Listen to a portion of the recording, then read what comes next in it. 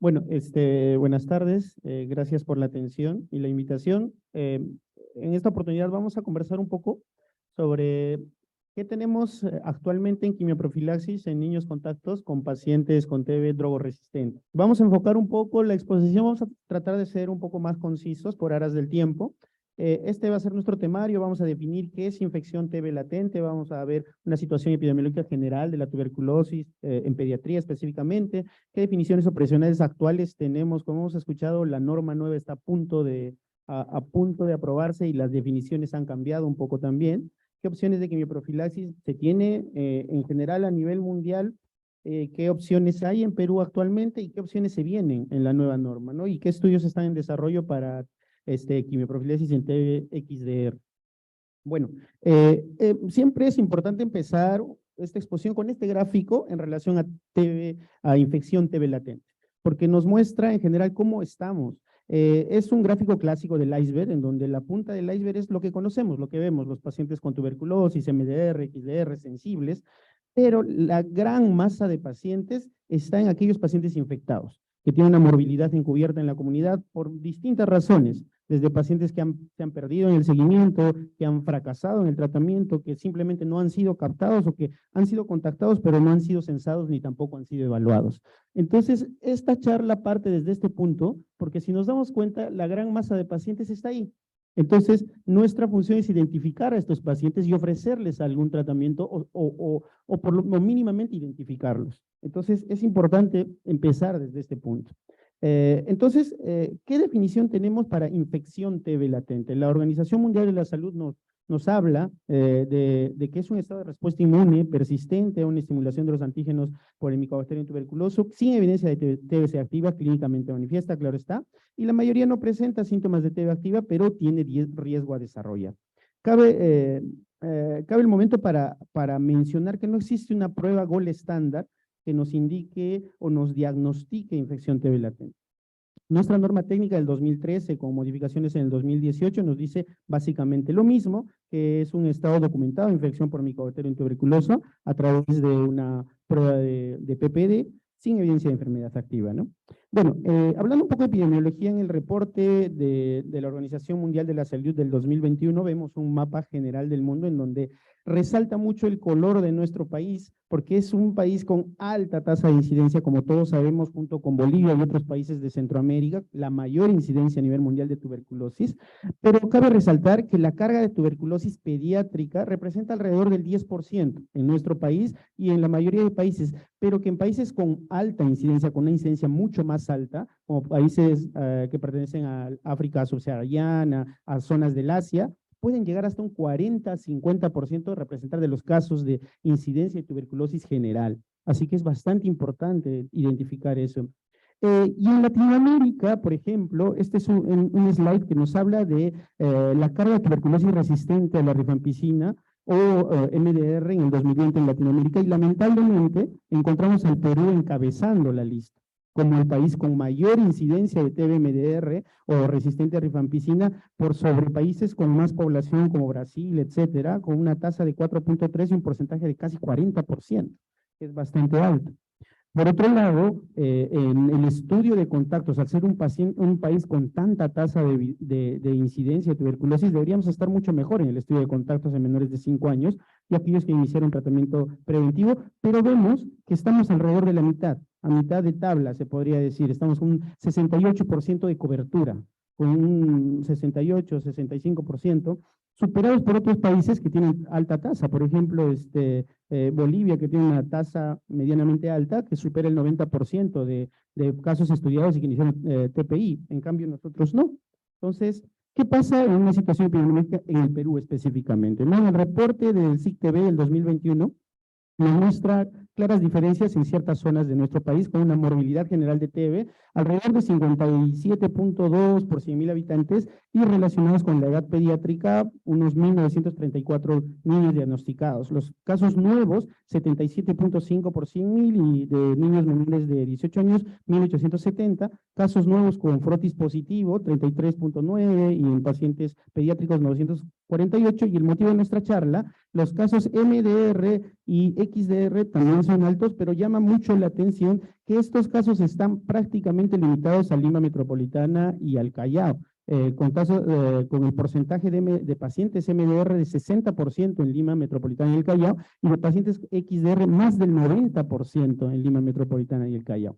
Y hay otras ciudades o otros departamentos que también tienen una incidencia alta: Loreto, Ucayali, Madre de Dios, Tacna, Ayacucho, y incidencias moderadas en Lambayeque, Huánuco, etcétera, que completan, digamos, todo este grupo de ciudades que tienen incidencias altas. Hablando específicamente de la tuberculosis en Perú, vamos a hacer un desarrollo de la morbilidad del TB desde el año 2013 hasta el año pasado. Como vemos, la morbilidad, mientras más grandes sean, se puede decir, los niños, tiene una morbilidad un poquito más alta, y se ha mantenido estándar durante el 2013, 2017, con tasas fluctuantes de 14, 11 en niños pequeños, pero ha habido un punto de quiebre bien importante alrededor del año 2019, asociado con el tema de la pandemia del COVID-19. Ha habido una caída de esta tasa, pero no una caída porque había habido mejor captación de pacientes, mejor adherencia al tratamiento, etcétera, simplemente porque no ha habido captación de pacientes, ha habido el aislamiento por varios factores, pero posterior a eso ha empezado otra vez la curva en ascenso. Este es un slide interesante que nos habla de la evolución de la tuberculosis y en relación a cómo entró los pacientes MDR, cómo entraron los XDR alrededor de los años 90, cuando se estipuló el tratamiento más intenso, se puede decir, de TB. Empezó a haber un descenso bien grande, y 10 años después aproximadamente empezaron a aparecer los pacientes con TB MDR, con curvas ascendentes, en algún momento curvas planas, pero generalmente ascendentes, y alrededor de 5 años después ya empezaron a aparecer los pacientes XDR. El mismo fenómeno, alrededor del año 2019, por la pandemia cayeron, pero después volvieron a ascender, no por factores de mejoría de tratamientos o captación, simplemente por lo que ya se había mencionado. En relación al número de casos censados y el número de casos examinados de pacientes pediátricos, valga la redundancia, es interesante ver que pasa lo mismo. Se censa durante entre el 2003 y 2019, la cantidad de pacientes censados, tanto en edad de pequeños, lactantes, y en edad adolescentes, se mantiene estándar. En los niños alrededor de 20,000, 18,000, y en los adolescentes alrededor de 10,000, 9,000, pero a partir del 2019, otra vez, la caída es a la mitad de pacientes censados. O sea, se ha disminuido la cantidad de pacientes censados a la mitad, tanto en pacientes adolescentes como en niños, y se ha mantenido en el tiempo entre el 2020 y 2021, y es más, ha ido descendiendo la cantidad de pacientes censados. Eso es muy importante que tenemos que tener en cuenta. Y el porcentaje de pacientes contactos menores de 5 años que empezaron TPI, bueno, el porcentaje se mantenía, pues digamos, se censaba identificado 8,000, se mantenía sobre el 70, 75, 80% por encima, pero otra vez en el 2016, vemos 2019, perdón, 2020, 2021, cómo ha caído estrepitosamente ese porcentaje de pacientes censados de 6,000, que se censaban en 3,000, después salieron en 3,000, pero que iniciaron TPI de 50, 48, 42, o sea, mucho menos pacientes que iniciaron tratamiento preventivo. Eso es muy importante tenerlo en cuenta. Entonces, ¿por qué, en base a todos los datos que ya estamos presentando, en base a la realidad que estamos viendo, cómo estamos ahí, por qué deberíamos iniciar TPI? ¿Por qué no podríamos esperar que, bueno, es un contacto, no tiene síntomas, ver cómo evoluciona en el tiempo? ¿Por qué deberíamos hacer? Es un slide interesante de analizar del riesgo de enfermedad y muerte después de una infección primaria en los pacientes pediátricos. 3 épocas importantes: épocas pre-BCG, épocas BCG, épocas BCG con TPI. En épocas pre-BCG vemos que la relación de menores de 2 años, la tasa de incidencia de enfermedad pulmonar es casi el 40% de que podrían desarrollar enfermedad, y alrededor del 15% de que podrían desarrollar formas graves sin BCG. Cuando van de 1 a 2 años, se sigue manteniendo una relación similar, disminuye a la mitad aproximadamente, y después mejora entre los 2 hasta los 10 años, después aumenta por otros factores. Cuando incluimos en esta situación altas coberturas de BCG, que ya se incluyeron, la tasa de enfermedad pulmonar no disminuye, lo que disminuye es la tasa de enfermedad severa. Entonces disminuye a menos del 4%, en menos del 4%, menos de 1 año, en menos de 2 años, menos del 1%, y miren cómo cambia con altas coberturas también de estudios de contacto y de TPI, como la enfermedad pulmonar en menores de un año disminuye a 15% de lo que era 40%, y en menores de un año baja a menos del 7%.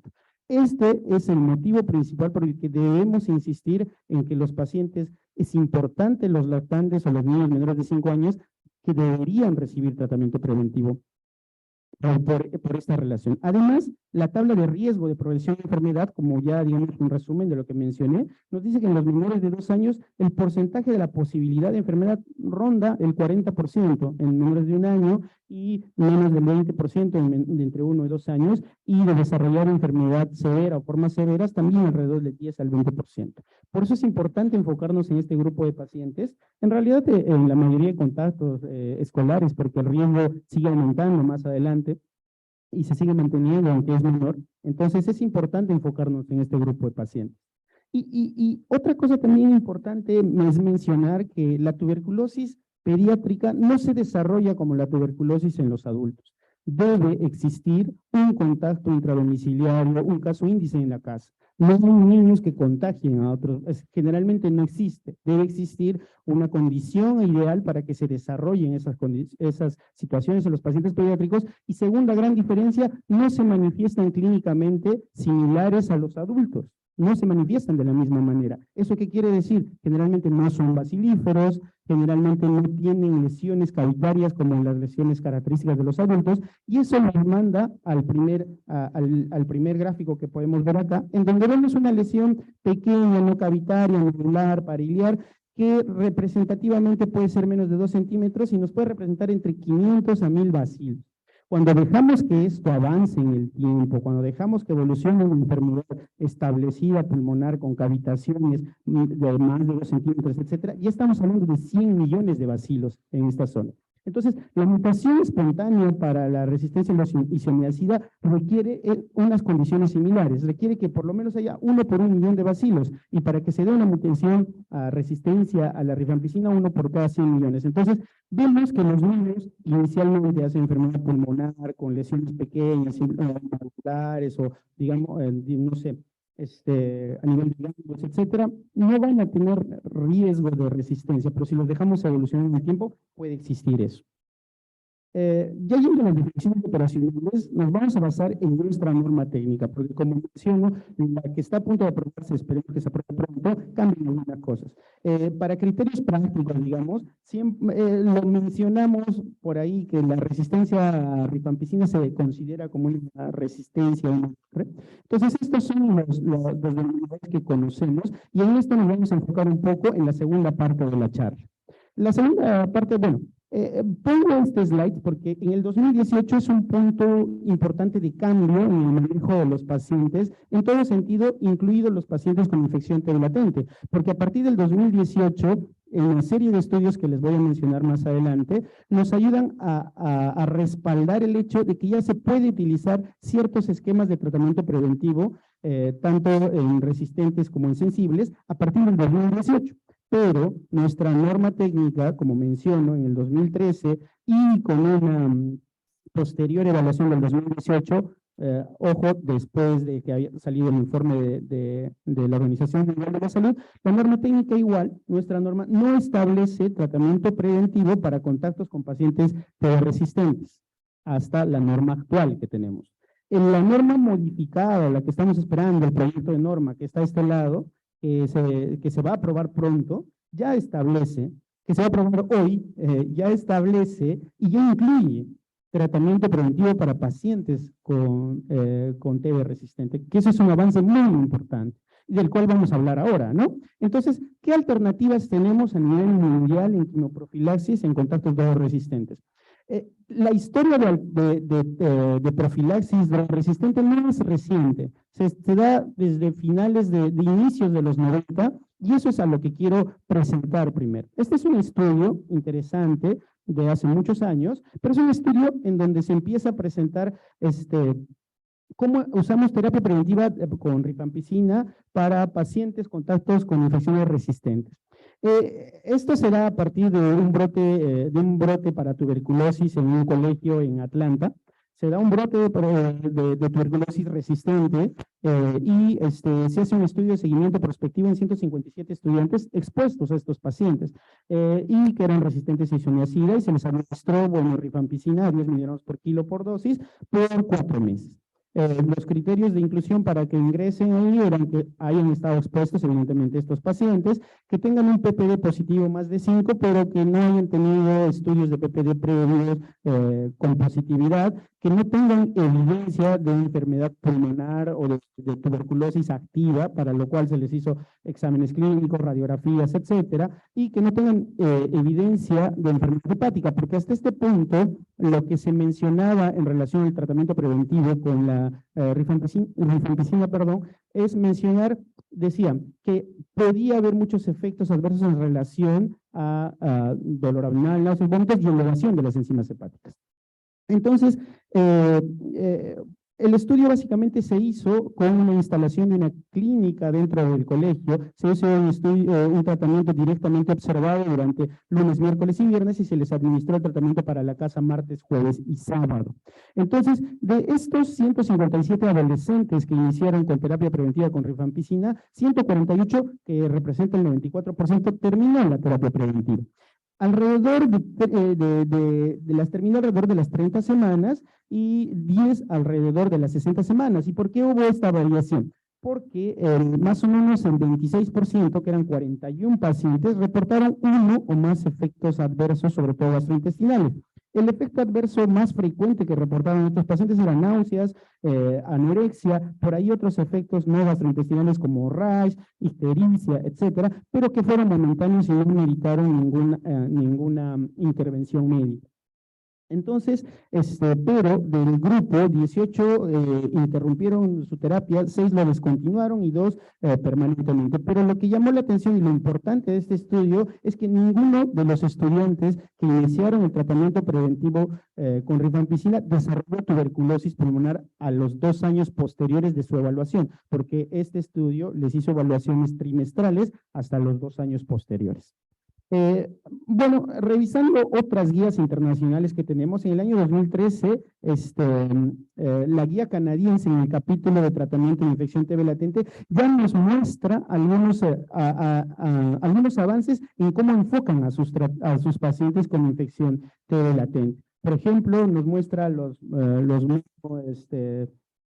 pacientes resistentes a isoniazida o no resistentes a isoniazida, ya menciona 4 meses de rifampicina y otros esquemas también que están escritos aquí en el cuadro, y ya empiezan a hablar de tratamiento MDR con fluoroquinolonas, levofloxacino, moxifloxacino, con un nivel de evidencia interesante. Entonces, estas mismas guías se actualizan para el año 2022, y en el año 2022, en el área de tuberculosis específicamente, ya nos muestran y dividen 2 grupos especiales: contactos de TB resistentes, isoniazida, y contactos de TB MDR. Ya establecen una dosis de rifampicina de 15 miligramos por 4 meses, y en los contactos de MDR previa prueba de sensibilidad, evidentemente, tratamiento de 9 meses con fluoroquinolonas, levofloxacino o moxifloxacino.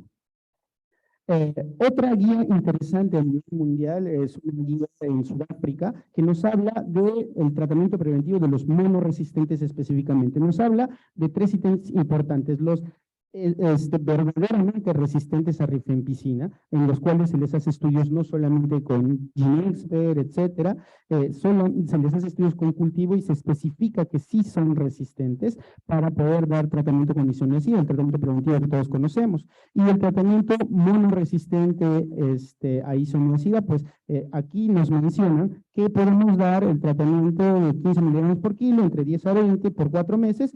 Ellos tienen también en su composición el tratamiento asociado de isoniazida y rifampicina. Ellos mencionan que también lo pueden dar, pero en base a la dosis de la rifampicina. En relación al tratamiento preventivo en MDR, en este es un tema un poquito más especial, porque ha habido avances un poco más posteriores, pero interesantes también, Y este es un estudio llamativo, interesante, que se realizó tratamiento para infección plurilatente en contactos de pacientes MDR en los estados federados de Micronesia. Dirán, ¿por qué mencionamos los estados federados de Micronesia? Primero, son una serie de islas que están en Oceanía, que pertenecen a Estados Unidos y que su tasa de incidencia de tuberculosis es alrededor de 130 por 100.000 habitantes, 30 veces más alta que la tasa de incidencia de Estados Unidos. Y llamó mucho la atención y se hizo este estudio prospectivo, de seguimiento, porque en diciembre del 2007 aparece el primer caso de TDMR en Micronesia, en la isla más grande, que es Chuuk, que tiene 55.000 habitantes. Aparece el primer caso de tuberculosis MDR. A los 6 meses posteriores aparecen 5 casos de tuberculosis MDR, sin contar con medicamentos de segunda línea, de los cuales 4 pacientes mueren, fallecen. Entonces, se hace todo este estudio y se identifican los pacientes contactos que cumplen criterios para hacer infección TDMR. De estos pacientes que tienen criterios para entrar al estudio eran 232, de los cuales 5 pacientes se les diagnosticó tuberculosis sensible, 15 pacientes fueron diagnosticados de MDR, 93 pacientes tuvieron un PPI negativo, no eran sustancialmente expuestos a los 2 pacientes. Se habló de criterios de exposición, aquellos que tenían criterios intradomiciliares decían que por lo menos habían pasado una noche en la casa del paciente con el paciente índice, o que hayan sido atendidos por el mismo. 93 fueron descartados, y 119 pacientes con criterios de infección TB latente. De estos 119 pacientes, 104 iniciaron, esto es importante mencionar, 104 iniciaron tratamiento preventivo para MDR, iniciaron tratamiento, algunos con una sola droga, algunos con más drogas, se les voy a mostrar más adelante. Y de estos 104, 93 completaron el tratamiento y 11 descontinuaron el tratamiento, pero más allá de eso, lo importante es que de los 104, ninguno desarrolló posteriormente a los 2 años tuberculosis MDR. En cambio, de los pacientes que no hicieron tratamiento, que no aceptaron hacer TPI, de los 15, a pesar que eran pocos, 3 desarrollaron infección MDR, que representa más del 25%.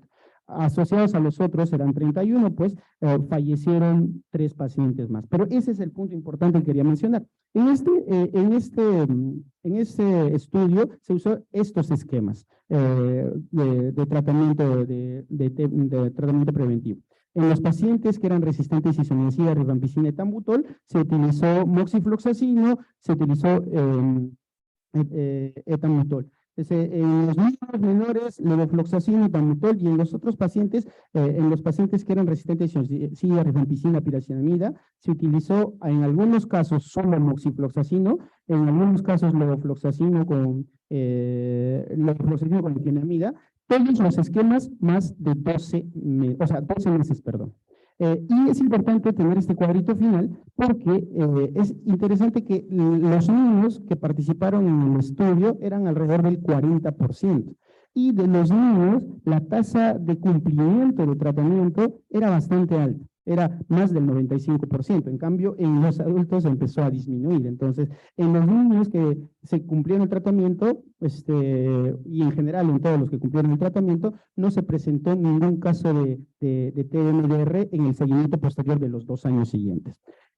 Posteriormente, hay un estudio también interesante. Este es un estudio de cohorte prospectivo en Sudáfrica, en menores de 5 años de edad que estuvieron expuestos a casos de tuberculosis MDR sensibles a floxacino, y se hizo un estudio entre el 2010 y 2011 en donde se les ofreció una terapia preventiva con ofloxacino, etambutol y isoniazida a altas dosis por 6 meses y ver cómo había el riesgo de progresión a la enfermedad, ¿no? Se registraron bastantes medidas estandarizadas de adherencia, se definieron como mal resultado aquel que desarrolló tuberculosis o fallecía. En este estudio lo importante es que se identificaron 186 pacientes que cumplían los criterios para entrar dentro de este estudio. La edad promedio era 34 meses, eran niños pequeños, eran más varones de Sudáfrica. Esas son las características generales del grupo. Pero lo interesante es que ellos hicieron un esquema de reacciones adversas basados en síntomas importantes, ¿Qué es lo que se valoraba en este momento? Ya que iban a usar quinolonas, se veía, oye, la mayor frecuencia es alteración del crecimiento, dolores articulares con la quinolona, entonces vamos a utilizar como punto importante de evaluación alteraciones articulares como un primer paso, reacciones alérgicas, prurito, dolor de cabeza, y los catalogaron del 0 al 4 en presencia o no de estas sintomatologías con el tratamiento. Entonces, se vio que la adherencia era bastante buena, estaba alrededor del 80%, con 141 niños que llegaron a cumplir el tratamiento. Solo 7 niños, que eran alrededor de 4%, desarrollaron eventos adversos, pero la mayoría de grado 3. Uno de los niños falleció, pero por una causa completamente diferente a la tuberculosis, por una muerte súbita del lactante, y un pequeño grupo que representaba el 3.2 desarrolló tuberculosis incidental. Pero de todos estos niños que desarrollaron efectos adversos, sobre todo efectos adversos intestinales, dolor abdominal, náuseas, vómitos, uno de estos niños hizo hepatitis, con aumento de las enzimas hepáticas, pero que posteriormente se regularizó, tenían factores de riesgo que eran los mismos factores de riesgo para desarrollar una enfermedad severa, no específicamente por el TPI. Eran menores de un año, eran pacientes con contactos múltiples en el hogar, eran pacientes que tenían VIH positivo y eran pacientes con mala adherencia. Estas son las características de estos pacientes que desarrollaron estos efectos adversos o que los presentaron, ¿no?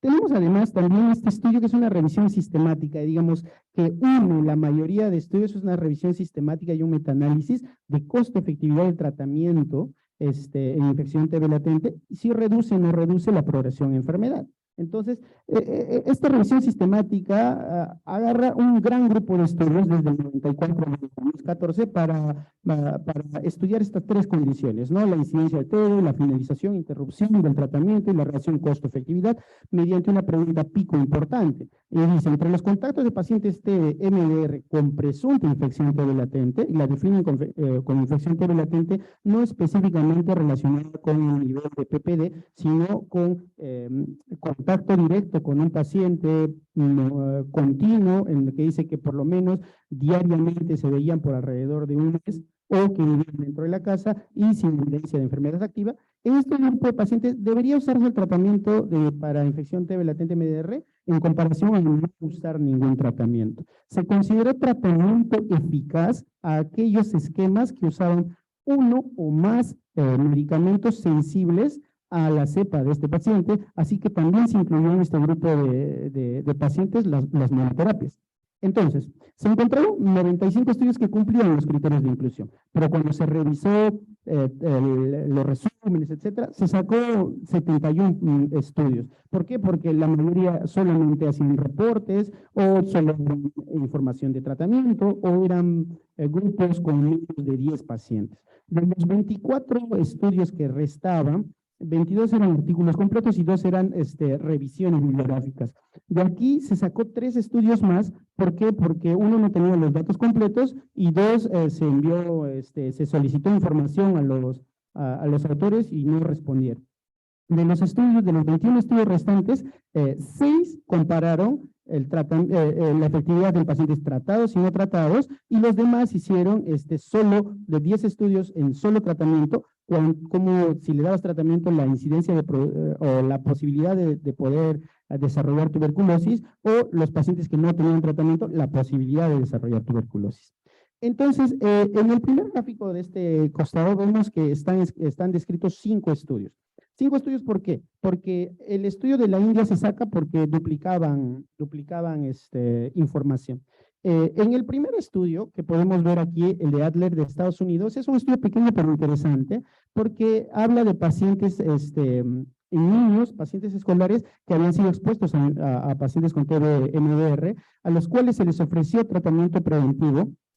Se les ofreció tratamiento preventivo con levofloxacino y asociado a una droga más, por 6 meses y vemos que de los 31 pacientes, 26 pacientes tomaron tratamiento preventivo y los demás pacientes pues no lo tomaron, pero lo interesante de esto es que asociaban también piracinamida en este estudio, y lo interesante de esto es que ningún paciente, bueno, era un grupo pequeño, ningún paciente desarrolló tuberculosis hasta los 2 o 3 años de seguimiento que le hicieron, pero que alrededor del 40% de los pacientes desarrolló efectos adversos, sobre todo efectos gastrointestinales, y de estos la mitad suspendió el tratamiento en algún momento. Entonces, eso era importante con la inclusión de la piracinamida. En los demás estudios, lo interesante es mostrar que en la mayoría que utilizaron tratamiento preventivo en relación a los que no utilizaron tratamiento preventivo, eran pacientes que no tenían riesgo, tenían menor riesgo de desarrollar tuberculosis en el futuro. Entonces, se encontró que había una reducción de riesgo de incidencia de TB en estos pacientes, en los que usaban tratamiento preventivo, y que sugería la efectividad de la prevención y la prevención de la tuberculosis MDR, ¿no? Y se confirmó la relación costo-efectividad. Evidentemente, era más costoso dar TPI que dar un tratamiento de un paciente MDR. Pero sí se sugirió, a partir de este punto, que se trate de evitar la inclusión de la piracinamida, porque se había visto que en los estudios que incluían piracinamida como TPI, los síntomas o los efectos adversos eran mayores. Entonces, a partir justo de este estudio en 2017, la guía de infección TB latente de la OMS en el 2018 nos da los nuevos lineamientos de tratamiento TP. Y sobre todo, ¿qué nos menciona? Nos dice que solo los contactos intradomiciliares de alto riesgo deberían empezar a recibir, o sea, en relación de alto riesgo se refiere a niños menores de 5 años, con infecciones como el HIV, etcétera, y las drogas deben ser escogidas de acuerdo a la susceptibilidad del contacto, y preferentemente que se den fluoroquinolonas, como habíamos mencionado, y de todas maneras se requiere confirmar la infección con exámenes auxiliares, ¿no? Y después ya nos agarran otras guías interesantes, y esta es una guía del 2020 que nos habla del uso de tratamiento preventivo en pacientes MDR, y nos dice que la fluoroquinolona de última generación sola o con un segundo fármaco como el etambutol podría ser importante para establecer el tratamiento, y la piracinamida nos vuelve a decir que no debería ser el segundo fármaco por los efectos adversos que ya hemos comentado. Entonces, ya después de eso, nos muestra, por ejemplo, el grupo Sentinel, nos muestra esquemas de tratamiento de cómo podríamos hacer en infección TB latente que están mostrados acá. ¿Qué tenemos actualmente en nuestro país? Lamentablemente, hasta el día de hoy, no tenemos ningún tratamiento para infección TB MDR. Lo único que nos dice a los contactos índice, solamente seguimiento continuo. Nada más. Y lo que se viene para nuestro país, que se va a aprobar hoy, esperemos, lo que se viene es esto, en terapia preventiva en nuestro país.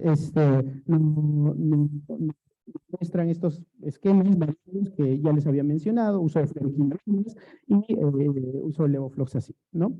Y bueno, ¿y qué se está viniendo en los estudios para XDR? Hay 3 estudios interesantes que debían de terminar el año pasado, pero por efectos operativos algunos no han terminado todavía, que incluyen niños para estudio de terapia preventiva en XDR.